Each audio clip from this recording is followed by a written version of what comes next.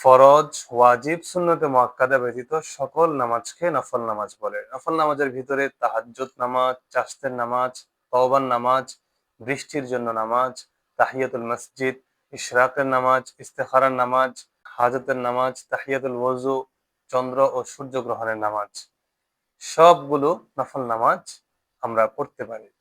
তাহাজ্জুদ এশার পর থেকে সুবহে সাদিক পর্যন্ত তাহাজ্জুদ পড়া যায়। তাহাজ্জুদ সবচেয়ে গুরুত্ব ও তাৎপর্যপূর্ণ নফল ইবাদত, যা মুসলমানকে মুত্তাকি বানায়। ইশরাক, সূর্যোদয়ের পর থেকে আলো প্রখর হওয়া পর্যন্ত ইশরাক পড়া যায়। ইশরাক নামাজ পড়লে রাসূল সাল্লাল্লাহু আলাইহি সাল্লাম বলেন, হজ ও উমরার পূর্ণ সওয়াব তার আমলনামায় লিখে দেওয়া হয়।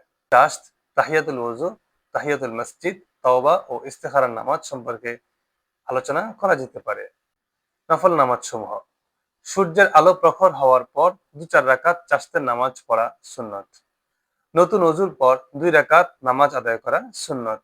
মসজিদে প্রবেশ করে ২ রাকাত নামাজ আদায় করা সুন্নত। গুনাহ ছেড়ে দেওয়ার নিয়তে নামাজকে তওবার নামাজ বলে। ২ রাকাত নামাজ পড়া সুন্নত। বিশেষ প্রয়োজনে সালাতুল হাজত পড়া সুন্নত।